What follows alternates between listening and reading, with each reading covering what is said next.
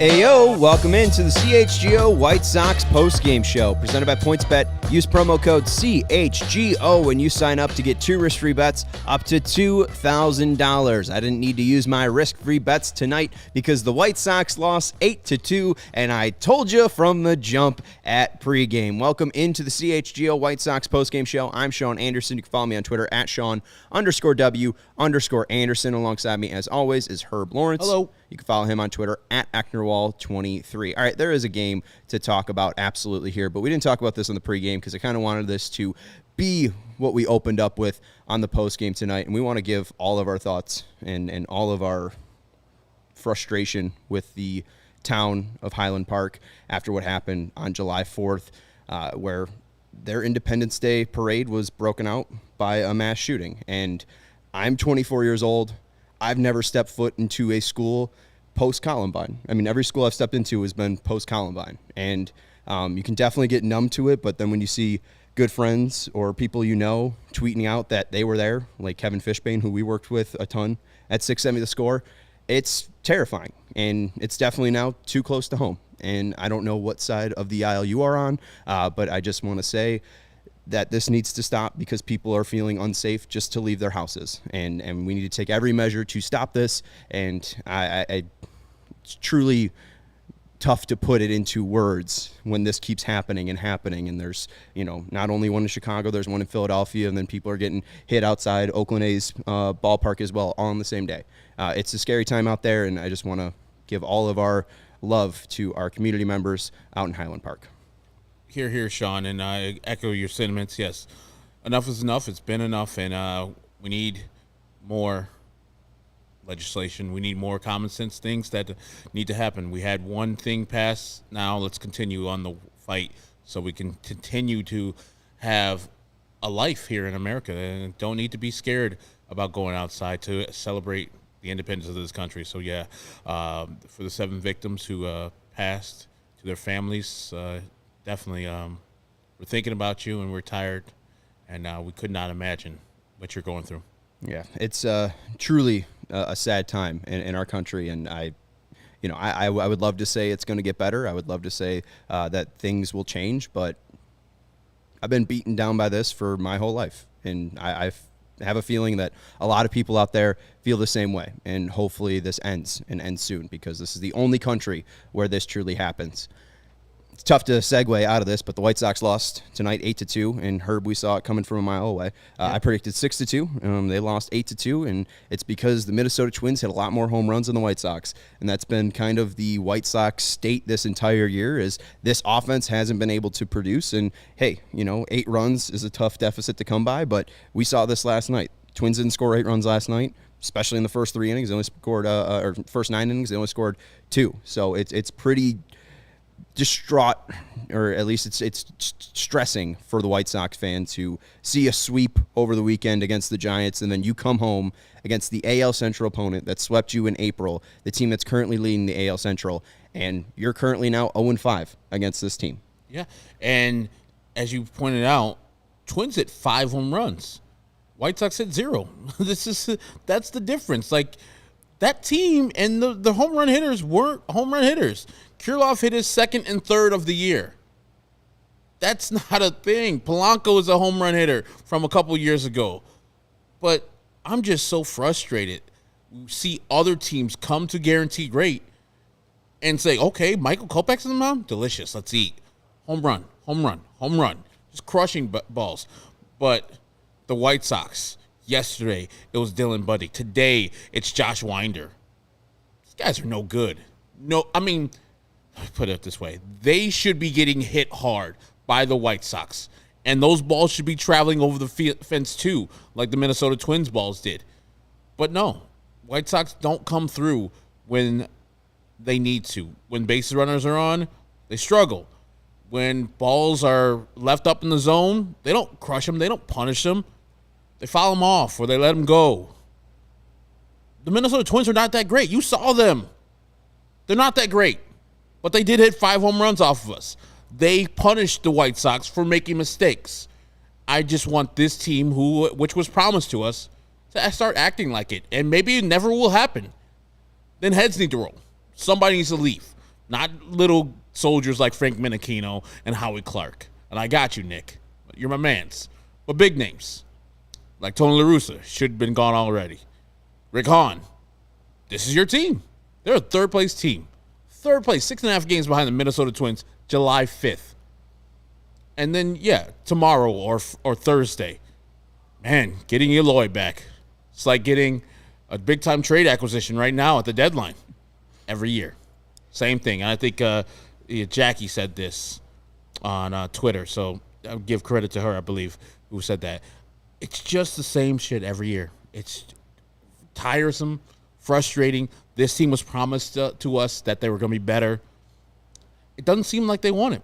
And as Wayne says, Sean Herb, which team wants it more? I say the Twins, yes. And the Twins prove it every time they come and play the White Sox. Every single time.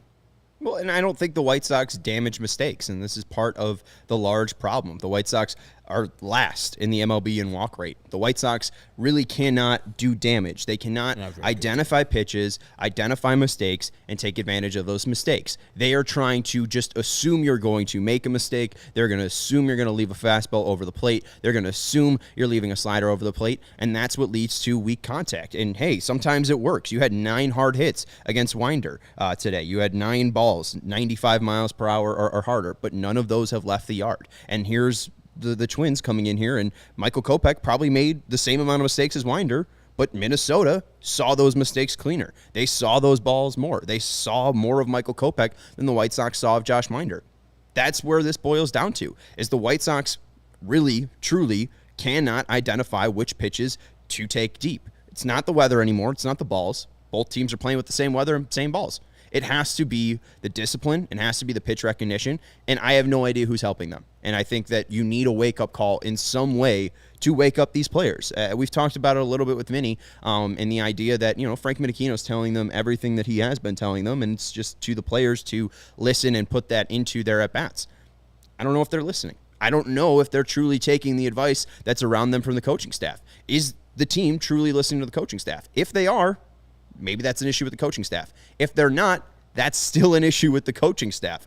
Is the message getting through? And it really feels like it's not. It's been the consistent performance of this White Sox team throughout 2022. You're going to see undisciplined hitters. You're going to see players not really recognizing pitches, and you're going to see a lack of walks. 2 walks tonight for the White Sox. It's just not going to win games, period. And I saw Jesus Shuttlesworth talking about the Twins are a very good team. No, they're not. No, they're not. Their 47 wins in their 47 and 37 and 47 and 37 with the 560 winning percentage would be it's the lowest winning percentage of any division leader currently. They just beat the White Sox 2 games. They're not that good. They're good. They're not great. I mean, not at all. Yeah, not at all. Does Josh Winder do anything for you? No. Dylan Bundy is mediocre at best. And yes, the guy who's going to be pitching tomorrow, Joe Ryan, might be good. Young prospect, got him from last year from the Rays. Fine. But the White Sox are better than this. They should be better than this. Let's say that. So just because the Twins are winning now doesn't mean they're very good. They're not very good. That's why I'm mad. Because no, absolutely not. Alex Kirilloff. You telling me that's better? No.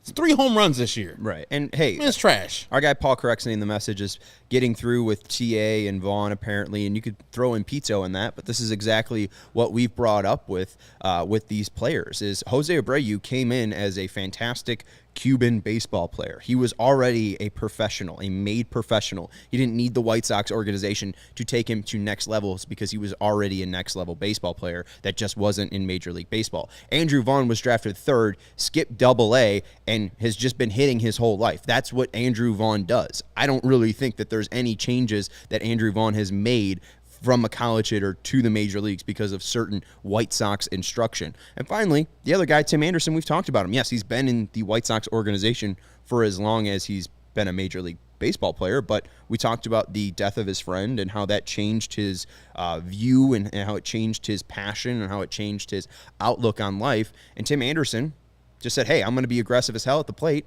and that's worked for Tim Anderson.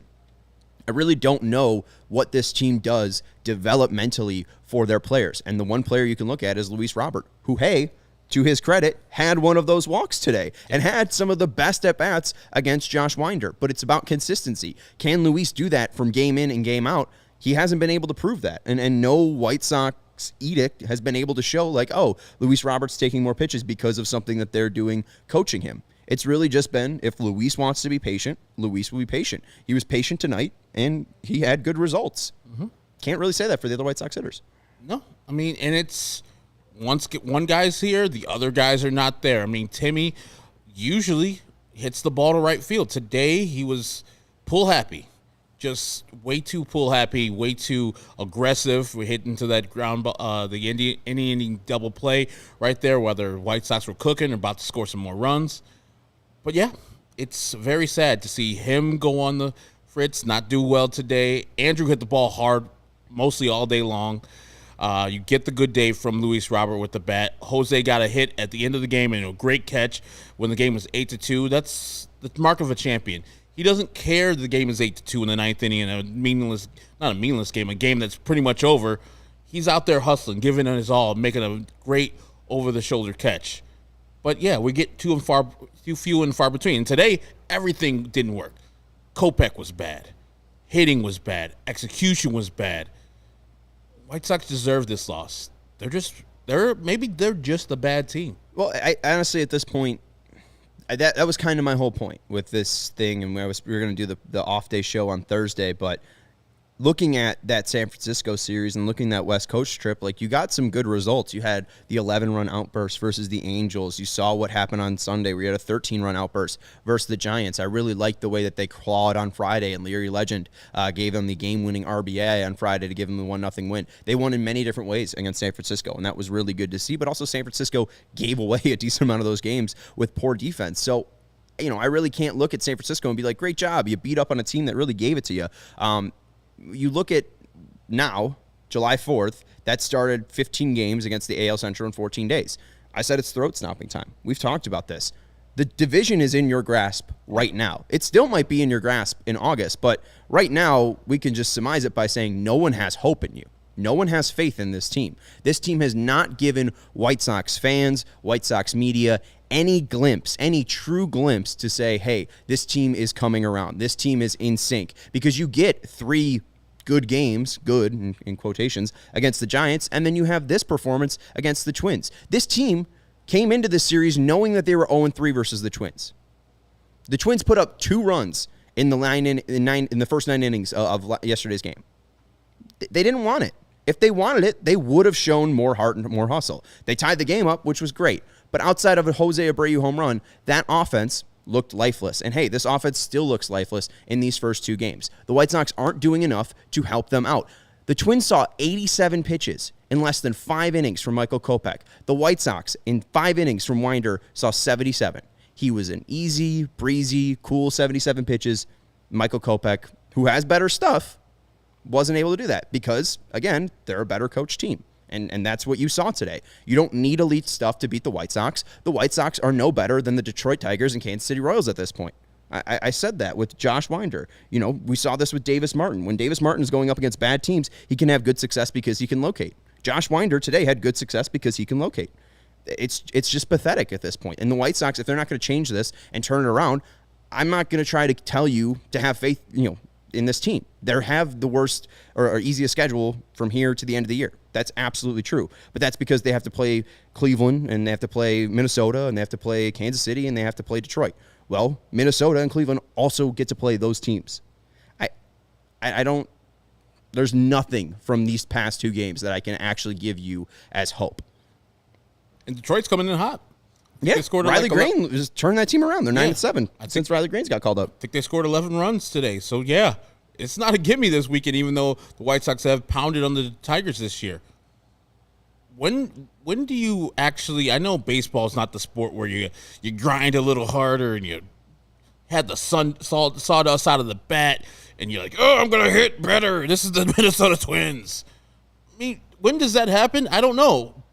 But – they get up for big pitchers. You could tell that. Like, when Verlander was on the bump, they got up. Same thing with Robbie Ray. Same thing with Gausman. They got up. Martin Perez. This is a big series.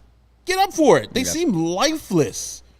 Like, get hyped. I mean, the only really two plays that I could say is them getting up for it. TA, there was a couple close plays with TA at first base. I mean, I don't know. It was a tough watch today. And you see all, like, they're hitting the ball, like, crack. That's in the air. And we're like, is that going to be caught? No, it's a home run. Like, there was never a chance tonight where you're like, oh, is the White Sox going to leave here? No. I think all the hits pretty much stayed on this side of the warning track. So, yeah, it's just a lifeless team, not attacking a guy who is just a mediocre pitcher. If you're a championship caliber team or supposed to be, you're supposed to crush a Josh Winder. You're supposed to, and the White Sox haven't. And, hey, we got a special guest that's going to be joining us from Guaranteed Rate Field. But first off, the best way to support CHGO is to download the PointsBet app and use code CHGO when you sign up. If you do that right now, you get 2 risk-free bets up to $2,000. But that's not it. If you make a $50 or more first-time deposit, you'll receive a free CHGO membership, which unlocks all of our web content, and you'll even get a free shirt of your choice from the CHGO locker. We have 3 new shirts in the CHGO locker, and there's a new Vinnie Duber article, so this is a fantastic time to take advantage of this promo code. That's $2,000 in free bets, a free CHGO membership, and a free t-shirt from the CHGO locker, all for making more than a $50 first-time deposit at PointsBet. If you have any questions, you can email pointsbet@allchgo.com, and we will help you out. PointsBet's your home for live in-play betting, and it just got even better. If you see an edge in the game you're watching, if your favorite team is primed for a comeback, don't just watch the game. Bet along with it live. There's more live betting, more live markets, and faster live cash outs with the PointsBet app. So what are you waiting for? It's time to elevate your live betting game by downloading the PointsBet app and using promo code CHGO when you sign up. Once the game starts, don't just bet. Live your bet life with PointsBet. Gambling problem? Call 1-800-GAMBLER for crisis counseling and referral services. And our next partner is, I can just tell you, the quarterback of the Bears drinks this, all right? I was moving my stuff, and I needed the power of Justin Fields, and I reached into my fridge, and the only cold drink I had was Owen. It's only what you need, and it's 100% plant-based protein shake that gives you nutrition that works as hard as you do. All their products are free of artificial ingredients, allergen-friendly, no gluten or dairy, and easily digestible. I had the Pro Owen shakes that come in vanilla and chocolate, and those have more protein, and I felt just really invigorated to move all the stuff out of my apartment, and it really gave me that energy that I needed. It's nice after a workout. It's nice whether you're in the gym or moving boxes in and out of your house. I first heard about it from Chicago Bears quarterback Justin Fields, who follows a plant-based diet, and now Owen and CHGO have partnered up to give you an awesome offer. You can get 20% off your first purchase at liveowen.com with code CHGO20. Join me and Justin Fields and try Owen, only what you need, LIVEOWYN.com. Let's go out to Guaranteed Rate Field. And first off, before we get to the game, before we get to Vinny being the next Tom Skilling and knowing if they were going to continue this game after the rain delay, we have to congratulate you on it being Grateful Dead night. Hey, hope you enjoyed Grateful Dead night, Vinny. Thank you, guys. Yes, it was Grateful Dead night. It was not really advertised, to be honest. It kind of took me by surprise when I found out a few days ago that it was Grateful Dead night coming up. But we got to hear Dead tunes all night long, so that was good. Had I remembered that when I left the house earlier today, I would be wearing a different T-shirt. But a nice soundtrack to what was probably a terrible night for most Southsiders, having to sit through that one. Yeah, I guess you had a lot on your mind this weekend outside of the promotional nights for the White Sox, huh? Yeah, I mean, right, exactly. I was more so planning for Elvis night later in the summer. So yeah. How was the festivities this weekend, and how are you feeling as a married man now? Congratulations from the CHGO White Sox family. Thank you very much, guys. Thank you very much. Yeah, it was a fantastic day and night. Just a great time, as you can imagine. The tunes were phenomenal. The dancing was ample. I think I sweat through my shirt, by the third song, and it only got more watery from there. But about 3.5 hours of nonstop musical fun there to go along with all the life-altering moments of the day as well. I love seeing the Hawaiian shirt too. So you look good with the new haircut. You look all prim and proper, and you were really being your true self that day wearing the Hawaiian shirt. So it was happy to see you so happy and excited for you guys. Best in your future. But we'll be talking to you probably tomorrow. So exactly. This is not goodbye. This is hello, isn't it? Exactly. But congratulations to you two, you crazy kids. Thank you, guys. Best of luck to you guys in your life. But let's talk about the White Sox. 8-2 loss today. Let's start off with Eloy Jimenez because he was seen in the clubhouse, and we now hear that it might be tomorrow, it might be Thursday for an Eloy return, right? Yeah, next couple of days. Tony was asked again tonight because they had to put him through the workout and get the White Sox training staff's eyes on him up here on the south side before figuring out exactly when to bring him back. But sounds like it'll be tomorrow, and if it's not tomorrow, it'll be the day after that. So get ready for more Eloy, which is only a good thing because as you saw tonight, the White Sox continue to have trouble scoring runs, continue to have trouble hitting balls over the fence. A lot of hits tonight. The Twins only won the hit battle there 12-10. But with all the hits that they had that left the yard, it was a much more lopsided situation in the run department. The White Sox are in the bottom 10 in the league in runs. They're in the bottom 4 in the league in home runs. Really the same old story through the first what is now 3+ months of this season for this White Sox team. The offense is nowhere to be found. Seen this from Michael Kopeck where he struggles in the first inning, eventually finds his form, and then pitches well. Today was the first inning again, struggled but got through with no runs, but then 4 home runs later, Michael Kopeck's leaving the game early. What do you have to say about his outing tonight? He said it was bad. He said it has to be better. It can't be like this. Obviously, I think everybody would agree with him. Tony La Russa was very basically didn't have anything to say about Michael Kopech's night. Said that Ethan Katz identified some issues in the dugout and that he didn't really want to get into it. So maybe that's the issues that Michael Kopech had tonight were something that opposing teams maybe could latch onto. Maybe that's what the Twins did tonight. But certainly Michael Kopech's sake, he just said he didn't execute. He didn't throw. He threw too many bad pitches. Listen, I know I started off talking about the offense, the fact that they only scored 2 runs, they didn't hit any homers. That's made glaringly obvious the White Sox deficiencies in that department when the Twins come in here and hit 5 of them in one night. The White Sox only have 4 in their last 14 games, for crying out loud. But really, you know how we always say when a pitcher does an okay job, but they still lose. It's like, well, what are you going to do when the team only scores 1 or 2 runs for you? Tonight, it's kind of the opposite, right? Sure, you can harp on the White Sox bats all you want, and deservingly so for some of their problems. But when their starting pitcher gives up 4 home runs, you're not going to win, right? You're just not going to do it. So, the problems that the White Sox have had, hard to mask when things are going wrong in basically every department. For the most part, the starting pitching has been fine this year. Tonight, it very much was not. And even a game where the White Sox, would have shown some muscle with the bats, probably not going to win that game given how the pitching was tonight. Right. Yeah. I mean, my big complaint about yesterday was exactly what you were saying. You get good 6 innings from Johnny Cueto, and the bats do nothing for the first 9 innings. And today, really wasn't that. Just rough start from Kopeck, missing a couple spots. And hey, you mentioned all the stuff that they're bad at. They're now bottom, completely 30th in the league in walks. Detroit had 5 tonight. The White Sox had 2, so now the White Sox are dead last in walks. Any thoughts from the clubhouse on plate discipline or drawing more walks? I know this has been something we've been talking about for 3.5 months now, but again, another night with 2 walks, and it's against a guy that really didn't even know he was starting until Chris Archer was scratched earlier this afternoon.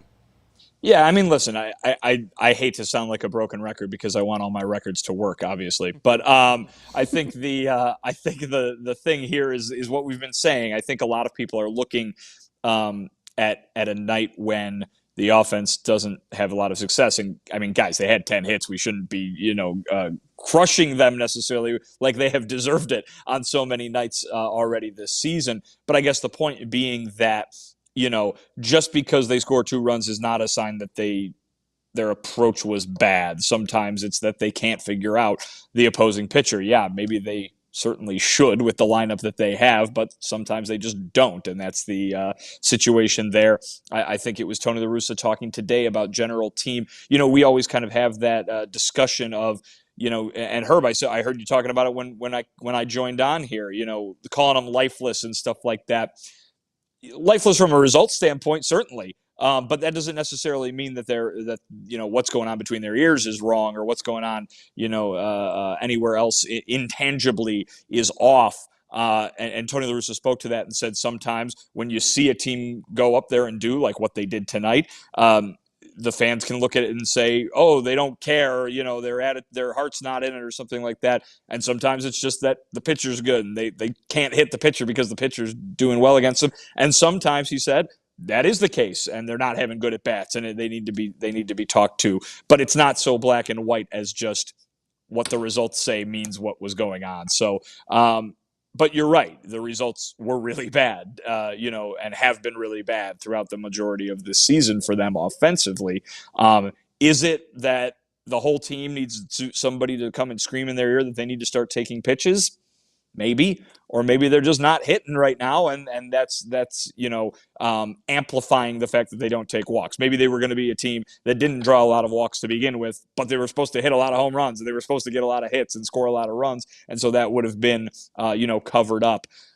It's hard to say because everything has been so poor for the most part, with the exception of a few players. Certainly not having Yasmani Grandal for so long, not having Yoan Moncada for so long. These are two guys that the brunt of the walking falls on for this lineup, and they've missed an awful lot of games. Jose Abreu's walks are way up this year, right? I mean, but it's still nowhere near enough because he's probably the only guy doing it. Right, yeah, it's shocking just to see them go from fourth last year in walks to now, dead last. Also, 41st loss, so they're halfway to a losing season this year. I do think, too, I love the episode you guys did on Thursday. You were there, and then Adam Hogue filled in for me, and then we had special guest Zach Hayes on while Herb was flying out to San Francisco. You guys had a little bit of a discussion about this team having fun and how that might be missing. I guess that's what fans are seeing, and that's why they say this team is lifeless, especially compared to last year. And you guys kept saying, hey, winning is fun is winning, the old Ozzie Guillen quote. And we try to figure out where that fun's going to come from, but I'm just is there an intensity there to find that, or is it just kind of, hey, when it happens, it happens? How would you describe that in the clubhouse? Well, I'll say this. There's no doubt that, and Yasmani Grandal said it today, he said, we've got to get back to being us. You know what I mean? Josh Harrison has told me before, it's not that the team is not having fun, but they need to have more of it. You know what I mean? It's like the idea is not that this team is vastly different in terms of the clubhouse culture. I think it's looked very much the same for the most part. Eloy Jimenez showed up today, and it was joke city in that corner of the clubhouse with him and Luis Robert and Jose Abreu. It is not that these personalities do not mesh. It is not that these guys are somehow being held back. They are the same players that they've always been, but they're not winning. And when you struggle at your job, when you struggle at the thing that you come to do every day, when you're not getting the results that you're looking for, that's understandably frustrating. And even if they're not frustrated when they show up, they're frustrated when they leave at the end of the day. They're bummed. You know what I mean? It is not that – it is very much chicken or the egg, I think, really, because I think that this team has plenty of fun, but then when they lose, the fun gets sucked out, right? I mean, that's just what happens. And the next day, they're fine, but then the results happen because there's been too much losing this year for them. If they start winning, if they go on an 8-game winning streak all of a sudden, you're going to see that team. There's no doubt in my mind that you're going to see that team. It's just that there has been no consistency in winning this year, with that exception of that very short 6-game winning streak they had there earlier in the year. But there just hasn't been enough winning, and I think a lot of people that make the same complaint that they're not seeing the fun. I think you'd get a lot of people complaining that if they were seeing it and they were losing, like, how can you be taking losing this way or something like that? That's just a guess. I'm sure it doesn't apply to a majority of people, but there are some who out there who probably would make such a comment. I think that it's very understandable why fans would jump to that conclusion. I don't think it is the truth, but at the same time, it's that to a degree, right? Like they do not have a fun problem. They'd like to have more fun. They'd like to have more wins. Right. And I think, to your point right there, the White Sox currently are the only team in major leagues who have a losing record at home and a winning record on the road. So whatever they're doing on the road, I mean, the results are good. I don't know if it's necessarily conducive to victories. I know they probably haven't spoke about why they struggle at home, but is there anybody talking about like the atmosphere at home, like why it's different at home versus road?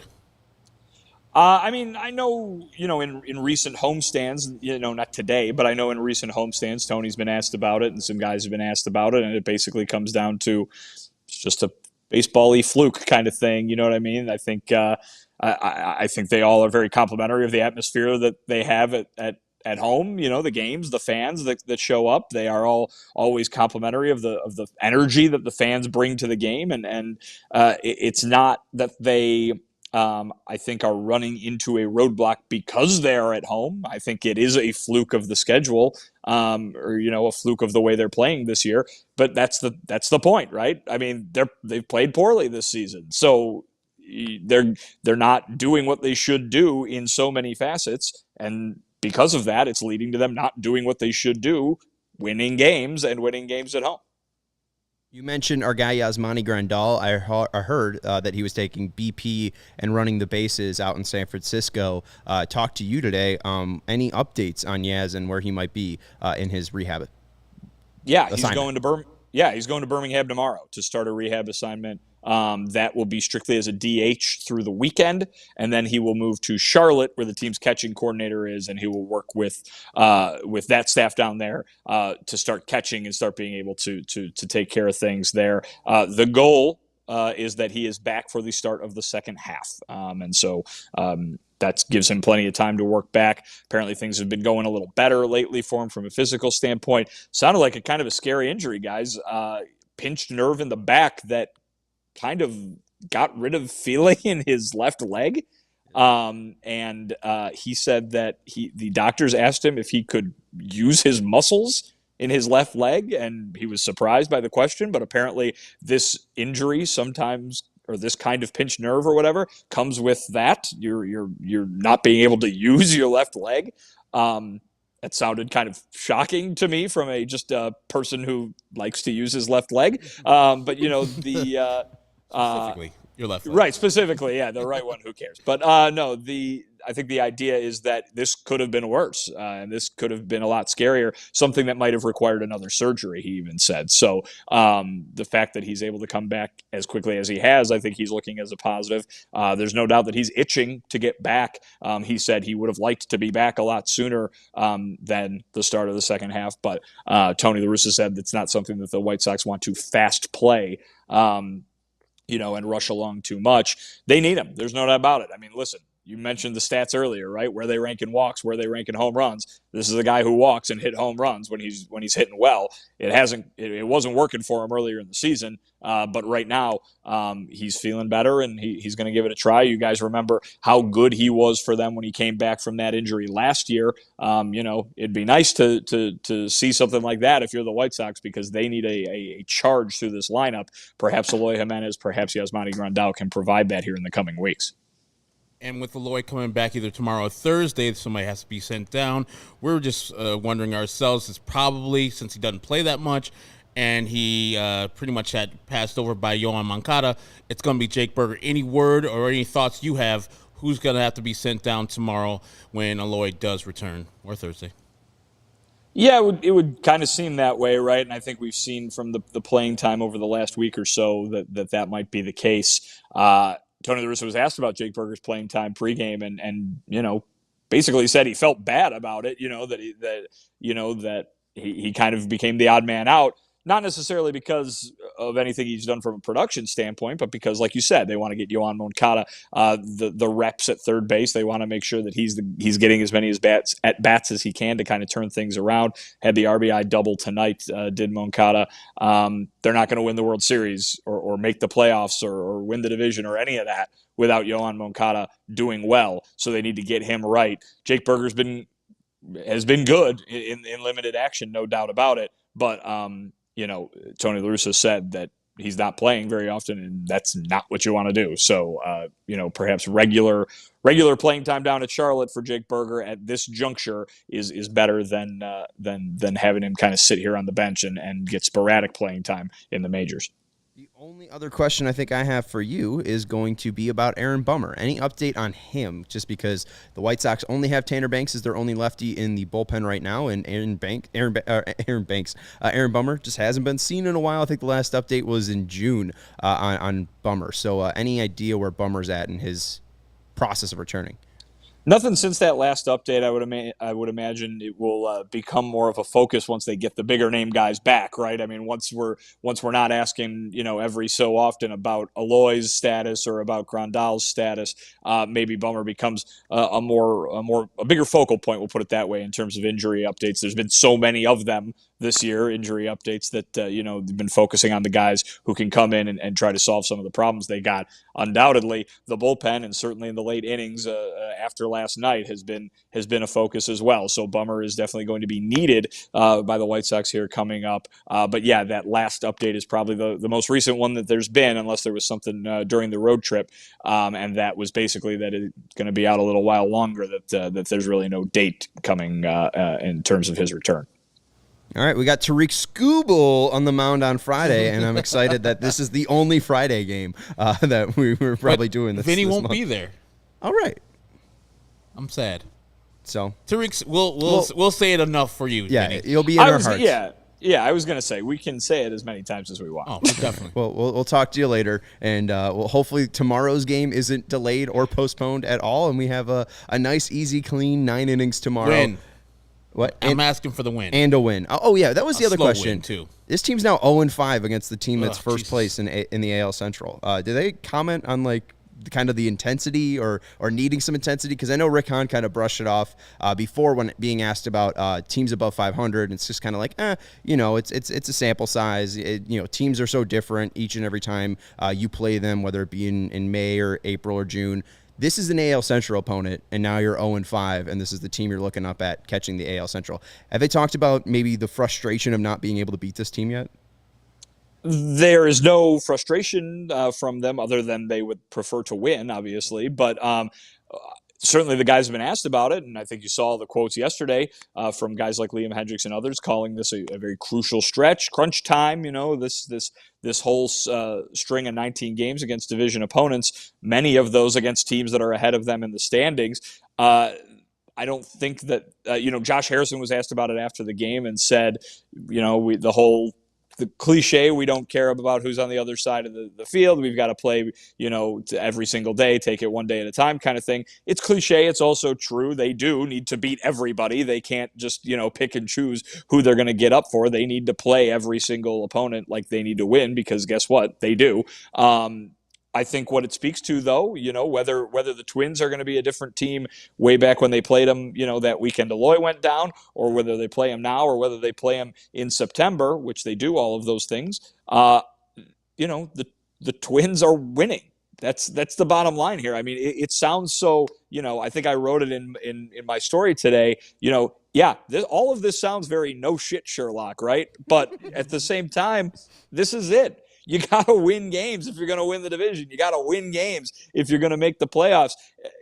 The surefire way for the Twins to hold off the White Sox in the AL Central race over the next 3 months, beat the White Sox. The surefire way for the White Sox to try to catch the Twins in the AL Central race over the next 3 months, beat the Twins. One of those teams is getting that done. The other team hasn't so far. It has a chance to change around tomorrow, but so far it's been Minnesota all the way, showing that they're the dominant force in this little rivalry right now.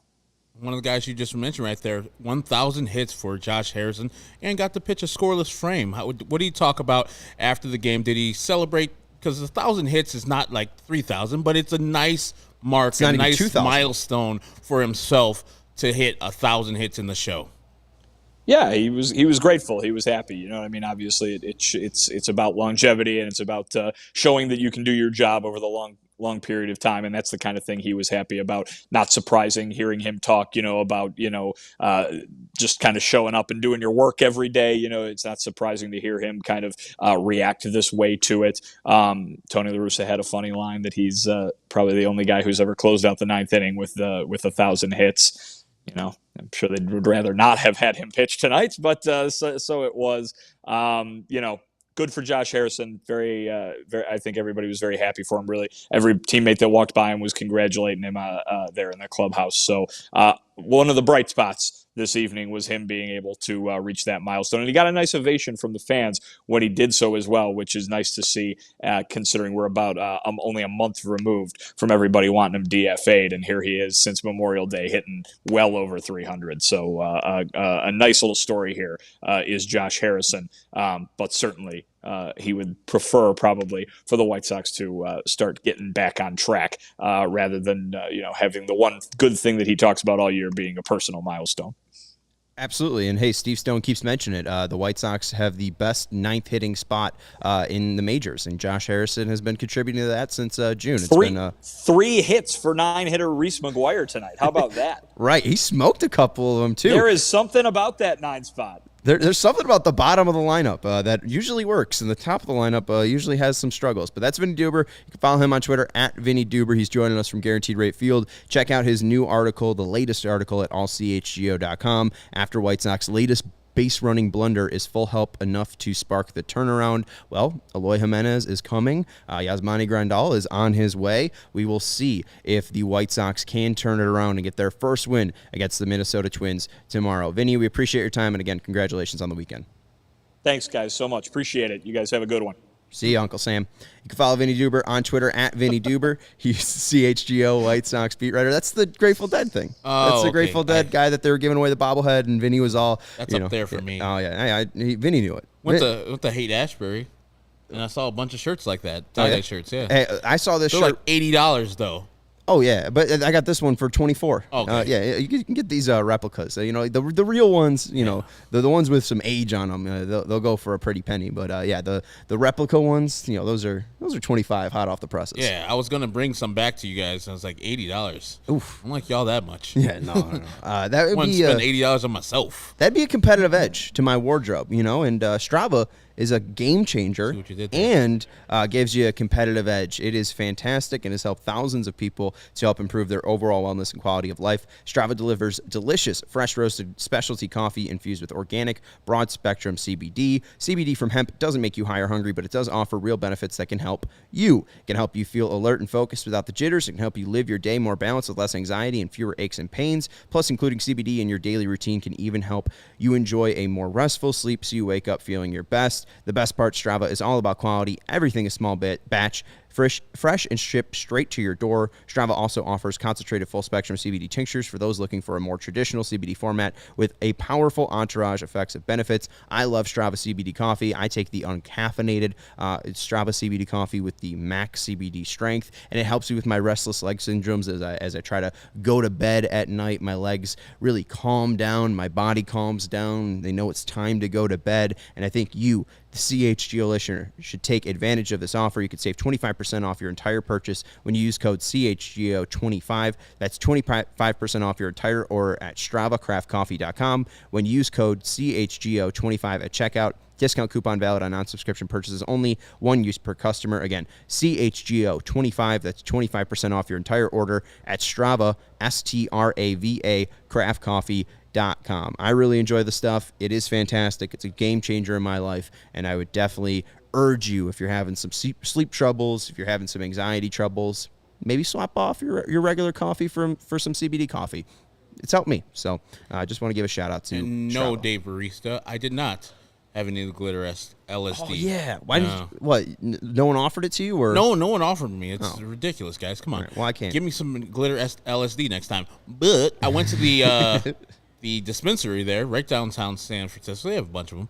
And got some deliciousness for like a quarter of the price that they have it here in Illinois. There you go. It's like, that's another reason why California is the best state in our union, friends. Our guy Dan Payton already knows about it. Some of you guys have visited the great state of California. Enjoy yourself. It's good times out there. It's the best state in the union if you want to pay $5,000 a month in rent. Yes. If you want to be broke when you're dead, go live in California. I mean, your money goes somewhere. Does it? It does. All the beauty out there, man. Yeah. I lived out there for a year. I didn't feel like broke, but I felt, it was a little struggling going on out there from Chicago, but I would do it again. Yeah, it's just so beautiful out there. I've More never of been. San Diego than San Francisco. San Francisco's dumb, expensive. San Diego's expensive, but not dumb like All right, that. maybe I'll try San Diego. Oh, I much heard better. San Francisco's a nightmare, though. Yeah, it is. Herb, you want some good news? Yes. I don't know if this is actually good news, but this is from Chi-Town Fanboy, and I've been waiting for the day, but it's finally happened. The Tigers are 12 games back of the Minnesota Twins. Mm-hmm. The White Sox are 6.5 games back of the Minnesota Twins. This is the first time, in I think a long time, that the White Sox are now closer to the Tigers in the standings than they are the Twins. Herb, Lawrence, your comments. Piss poor. That is really bad. The White Sox are underperforming. They are failing this year. And we just talked about Josh Harrison. I expect, if this continues, for him to be on another team. Not because of him, just because he could be used somewhere else and you can acquire some more talent, because apparently that's what the White Sox need after a fucking 5-year rebuild, 5+ year rebuild. We need more talent. What the hell? Like, I thought we were here, but this is just trash now. This team is trash. Mm-hmm. I don't know what they need to do. And I was talking to you and Vinny during that segment. They have a better record on the road than they do at home. I don't know.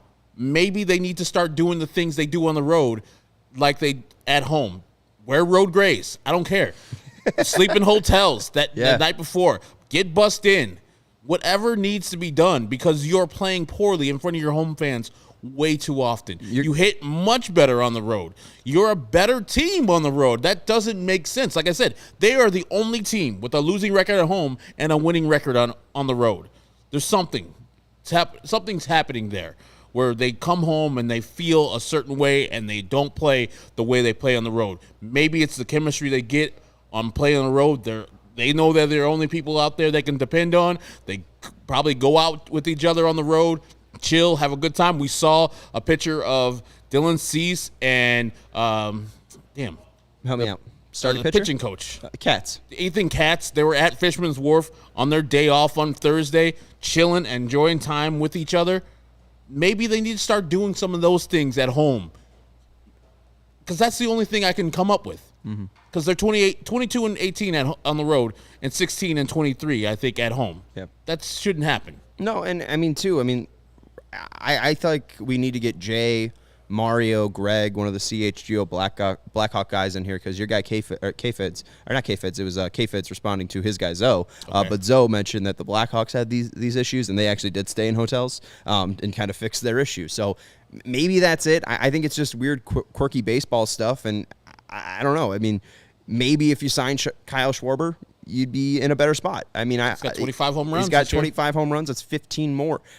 I mean, his difference, 15 home runs between the White Sox leader and his, is literally 5 more home runs than the White Sox leader. Jose Abreu has 10. Kyle Schwarber has 25. I'm the math guy here on the CHGO White Sox podcast. 25 minus 10, that's 15. That's more than Jose Abreu has. I mean, thank you. He's better defensively than Gavin Sheets in right field. He's better than Andrew Vaughn out in left field. He's better than A.J. Pollock, just in general. This is, again, another spot where it's not just the players, because the players are the one having bad at-bats each and every night. It's not on Tony, who's had his bad moments. Yes. It's not on Joe McEwing. It's not just on Daryl Boston, who've had their bad moments. It's on Rickon as well, who's had his bad moments. I mean, you look at the bullpen, and you see that 0-0 game, and you see Tanner Banks being used in the 8th inning. You see 4 guys on the 40-man roster just sucking up space, when Zach Muckenhirn down in Charlotte could be on the 40-man roster because he's a better player than the other 4 guys that are currently on Charlotte in the 40-man roster. This team is a mess. This team needs to start winning to cover up all the ugliness around them. And right now, you have 5 wins separating you and the Detroit Tigers from one another. And it's just pathetic to watch. And you brought up the Twins being the worst division leader, and it's basically true. I mean, the only teams that are in that same ballpark are the Brewers, who are 47 and 36, leading the Central, and the Cardinals, who are 44 and 39 in second place. The Twins have the second lowest run differential of any leader at plus 53. The Brewers are at plus 35, but even the second place Cardinals plus 56. So, I mean, this is the worst division in baseball, and the White Sox are failing in it, and they've been overrated. I mean, it's just, this team has enough talent, and they're being beat by Josh Winder, Jarrell Cotton, Dylan Bundy. Like, Brady Singer, Daniel Lynch, run out all the bums that have beaten the Chicago White Sox. Because if you have a slider and you can control your fastball, you will beat the Chicago White Sox. And now you're in a spot where you're 0-2 in this series at home against the leading Minnesota Twins, a team that you're 0-5 against this entire year, and now they have their ace coming to the bump. How much confidence does this team have? They just whooped your ass. You gave them one game on Monday. That game shouldn't have been close. Here we are on Wednesday, looking down the barrel of starting 0-6 versus the Twins, and it's sad. It's pathetic. That's all that we've seen. And losing that game, you'll be 7.5 games out. I'm sure the Tigers are going to do some damage, and then they're coming in this weekend, Thursday through Sunday. The Tigers, team that we've dominated, hot as shit, playing better since they got their Rookie of the Year prospect back, Riley Green, who's doing the job. And they arguably have Can we beat them? And they arguably have their best pitching coming up this weekend. Yeah, can we beat them? Like, it's just so frustrating that they haven't taken the necessary steps to, solidify the team that was last year, 2021 team, where we were in the playoffs and we had glaring issues. And Rick Hahn did not fix any of those things. And now we're still here, looking at other players and saying, man, that would be nice to have Kyle Schwarber at a nice, decent price to play for the White Sox. We've had multiple times try to get Kyle Schwarber. We could have had Kyle Schwarber. It was only $8 million. The Cubs let him go a couple years ago. Could have had him then.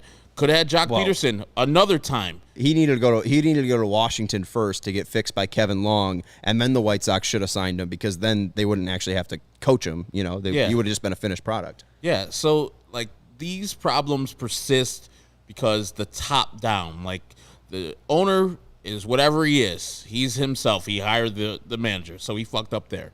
But the general manager has to, okay, you fucked me there, but let me go to work. Let me do some things. You're giving me this much money? Cool. Let me not spend it mostly on the bullpen. Let me find a bat. A guy who can hit the ball over the fence, maybe, from the left side, not depend on Gavin Sheets. Maybe? Just maybe? Maybe. Cool. Yeah, and it's not like Kyle Schwarber walks or anything. That guy would have been horrible to add And I'm to sure the somebody threw, he's in 216. Shut up. So does Byron Buxton. Please shut up. Byron Buxton hits 226. Exactly. He's the best player on the field. Yeah, the average, don't ever come to me with average. It doesn't matter. If he's slugging 600, that, the other stats matter. It's brutal. And 8-2 loss tonight.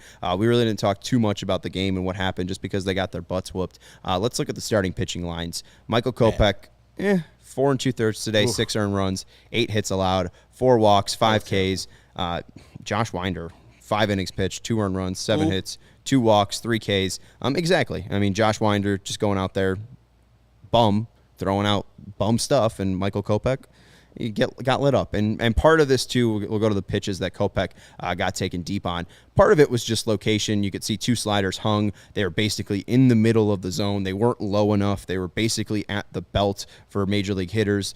Those balls got destroyed. And the other 2 fastballs up in the zone, but the issue is they weren't up enough. They weren't in enough, and the velocity wasn't there again for Michael Kopeck. Since coming off the injury against Texas, 4 starts for Michael Kopeck, and he has not had a single game in that outing or in those outings where his fastball has been at the yearly average for the miles per hour. So I don't know if that's him now eclipsing the innings pitched that he had last year, or if that has to deal with the injury that he suffered against Texas. But he has not been the same pitcher since that injury, and that has shown. And I don't know if I'm concerned about Kopeck. I still think that he can have a good outing. I still think that he can be good. You still saw some bad swings, even on the fastball. They put 9 fastballs in play. The average exit velocity on those was 92 miles per hour, so it wasn't like he was getting turned around a ton. He still looked effective, but he needs that slider. He needs that curveball. He threw out a changeup at one point to Arise as well. He needs to find more consistency in those secondary pitches, and he just hasn't been able to yet. I know they're not going to do it because it's so quick of a turnaround. He's going to be pitching on Sunday, but I would say skip a start for him. Hey, call up Davis Martin. Get somebody else up here. It's the Tigers. Maybe he just needs, hey, I'll skip the start on Sunday. I'll skip the start right before the All-Star game and have that whole All-Star break just to get better. just to regain some of the velocity on his fastball, gain some of the arc back on his slider, and get the confidence back because he's getting hit hard. He was walking the yard today. Also, in the first inning, he walked 3 guys, luckily got out of it himself, but 28 pitches. We usually see this from Michael Kopeck early in the game where he struggles, and then he rights himself, and he's like, okay, I got it now. I got my release point on the curve. I got the release point on the slider. The fastball's going as such. I'm hitting 98. But maybe he needs just some time off, some time to chill out, get his arm reactivated to where it needs to be. Because, remember, this year we were like, how many innings going to throw? 150, right. 125? We don't know. This is his first full year of being a starting pitcher for any team. And so they need to take it start by start, especially since you said the knee problem, we don't know how it's affecting him, but it's affecting him somehow because he's getting hit hard and he's not as pinpoint as he used to be. Well, and one thing, too, Jesus said this, just a scroll up there. Kopech's problem was not throwing enough strikes. This has been a problem for the Sox starters recently.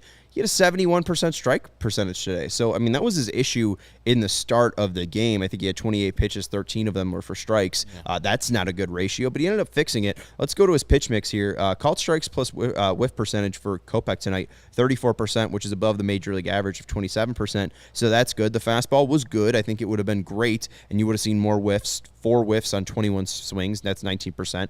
You would have seen more whiffs if the fastball was just faster, and it just wasn't today. It didn't have that extra life, but it did have a lot more movement, had more vertical movement, which helped it kind of give that rising effect. So that's good, and had a little bit more tail than the average Kopeck fastball or Kopeck outing. So the fastball is still effective, but he needs to find more on that slider. He needs to find more on that curveball, find more comfortability, find the zone more often, and Kopeck will be in a fine spot, even if the fastball velocity doesn't come back. Steven, we got any more graphics? I think we're done, right? We got the Pollock thing. Oh, yeah. Strike. Yeah. Did you like the ump tonight? He was consistently inconsistent.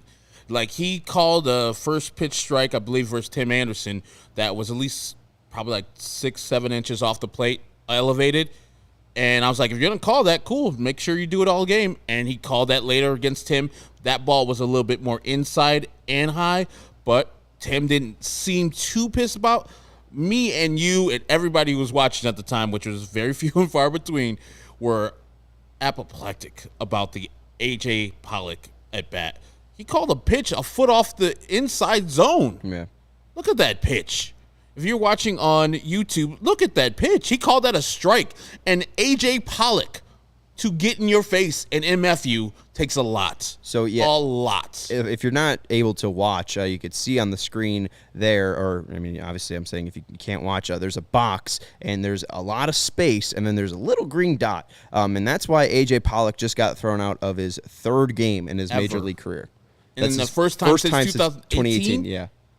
See? Yeah. I mean, that's what happens when you delay the game, you make bad calls, and veterans are cranky. You're going to get yelled at. And I don't want anybody here to say, oh, they're blaming my umps. No. We just got to point out dumb shit when we see it. That's bad.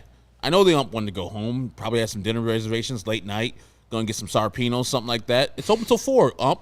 Wait up. 4 o'clock. Get some Sarpinos still. But that was not professional, and AJ getting in his face was warranted, and I hope the ump goes back and looks at that particular call, comes back out tomorrow, finds AJ and say, hey, man, I missed that call. Just like you saw Jim Joyce do with Galarraga after the no-hit or the perfect game he messed up. Not to the same effect, but a little mea culpa so you can go afar. You know you're human. You know that sometimes you make errors, and you say, hey, AJ, you were right. I was wrong. I apologize. Something like that. Right. If that's Gavin Sheets, I mean, no, you're not going to do that. But Josh Harrison, a guy who just got his 1,000th, career hit today, a guy who's surpassed 10 years of service time, AJ Pollock, same thing. You got to give respect to those guys because he got absolutely hosed on that, and that's going to hurt AJ Pollock's ability to make money probably. That's another strikeout on the ledger when there shouldn't have been. But that's going to do it for today's CHGO White Sox postgame show. The White Sox lose 8-2, and we're all sorts of annoyed by it, and I think all White Sox fans should be too. This is the start of the season, and now they're 0-2. And I think, I know the comments are all about it. They're all done. Paul Correct's been done. But that's like the realization, that your team is not going to get the job done is starting to hit me hard. Yeah. And it's starting, because you see that weekend you had in San Francisco, you're like, okay, here we go. 4.5 games back behind Minnesota. Take one. You're smooth. You're only 5.5 games, which they could still do. You're not out of it. They get swept tomorrow. It's 7.5 games, and it's tough. It's tough sledding because that Tigers team is no joke now. So the gimmies, like we're looking at that Tiger series, like 3 out of 4, easy. Let's go. It will be that if we lose this game tomorrow, we will have to win 3 out of 4 versus the Tigers just to sustain and be above level. Above ground. The White Sox right now are 0-2 in a 15-game stretch. I said the most comfortable I'd feel with them is 8-7. So you got a lot of ground to make up here. Yeah, we're not asking them to win all the games. Just go 500. Right. And especially versus the Twins, win more than you lose. And now to reach that 8-7 mark, 13 games left? You already got 2, so you got 5 losses. You got to go 8-5. I don't know if this White Sox team could do it. That's why you're the math guy. Yeah, they can go like 10-7. I don't see them going 8-5. I don't have enough faith in them to even do that. And if they go bad, you trade people. Trade Johnny Cueto away. Trade AJ Pollock. Trade any bullpen piece. Trade Josh Harrison. Just trade them away. And try to retool on the fly like the Yankees did that one year. Because it's foolish to think that you're going to get a wild card. You're not. Your best option is to go through the AL Central. As I said, they're the worst division in the league. So if you get beat tomorrow by the Twins and then go up to Minnesota and get beat by them too, think about retooling. Think about just getting rid of some players that has some value. Get the farm system a little bit better than it is right now. It's still not a good AL Central, and that's what I think will keep them in and keep them interested in buying. But I agree with you that you could still be competitive with this team, even if you sell off AJ Pollock and Johnny Cueto. If they're at a point where they're 5 games below 500 on August 2nd, you should make those deals. And then, hey, if Tim Anderson, Andrew Vaughn, Jose Abreu, Yasmani Grandal, somebody's calling for them, it sounds good. Well, no, but if they start hitting after August 2nd, oh well. Hey, maybe you still end up winning the AL Central, but you got to find some value on this team. You have to at least add something to this team. And, AJ Pollock, Cueto, with their age, get rid of them. Do you have any untouchables? If somebody comes to you with a real deal, would you no? Yeah, I would say Andrew Vaughn is untouchable. Okay. I would say Jose Abreu is untouchable, and I would say Tim Anderson's untouchable. Okay. Outside of that, I would not. I guess Luis Robert, but honestly, whatever. Dylan Cease? Yeah. He's untouchable for me. Cease, I would say so.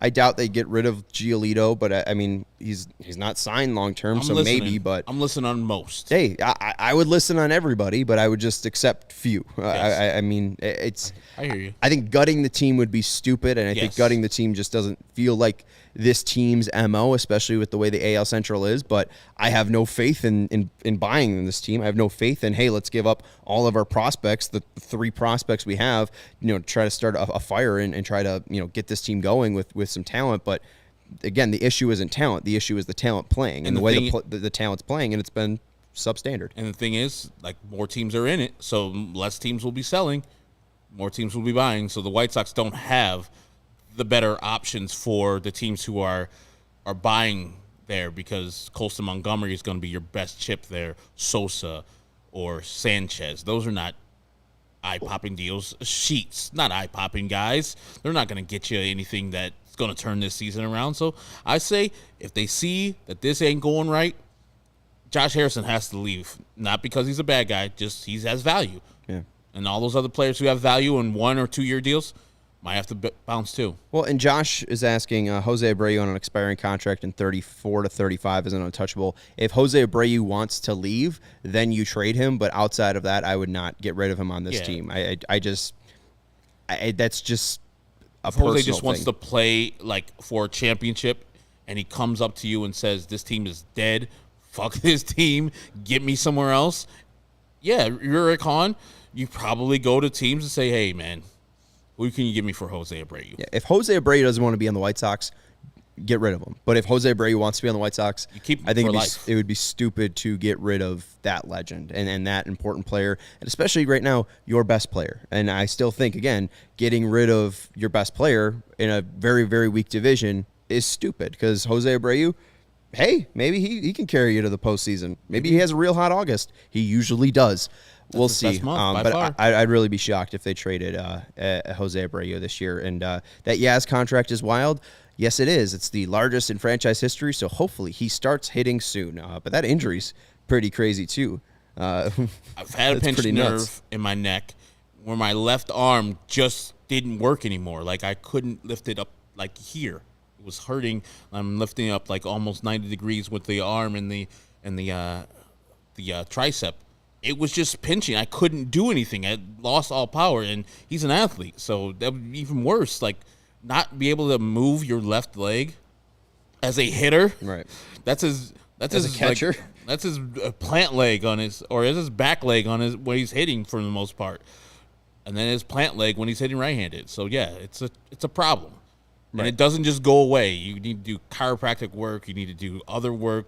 Drugs, all that stuff. Well, and ease it away. And not funny, but just kind of telling. A verse right-handed pitching. Well, I guess it would be his left one would be his back leg for left-handed. Yeah. Yeah. Okay. No, I had this wrong because verse left-handed pitching, he hasn't had a home run yet, but he had 2 against right-handed pitching. But that means he would have been batting left-handed. So hey, what do I know? I'm not a doctor. That's where you shift your weight to, your plant leg. So it makes sense. Yeah. That's Herb Lawrence. He's a doctor. You can follow him on Twitter at Ecknerwall23. Play one on podcast. I'm Sean Anderson. You can follow me on Twitter at Sean_W_Anderson. You can follow the show on Twitter at CHGO_White Sox. We were joined by Vinnie Duber from Guaranteed Rate Field. You can follow him on Twitter at Vinnie Duber. He's a CHGO White Sox beat writer. You can check out all of his work at allchgo.com, and you can become a member there. Members get brand new free t-shirt, and we have 3 brand new styles for you to check out as well when you are getting your free t-shirt. So thank you very much for hanging out with us on the CHGO White Sox post-game show. Thank you to Stephen Nicholas for your help producing. The White Sox lose 8-2. We will see you tomorrow at 12:30 p.m. for a live pregame show to see if the White Sox can avoid the sweep. Thank you to Stephen Nicholas for your production, and thank you to Fleetwood Mac for their 1979 album Tusk. We'll talk to you tomorrow, and go White Sox.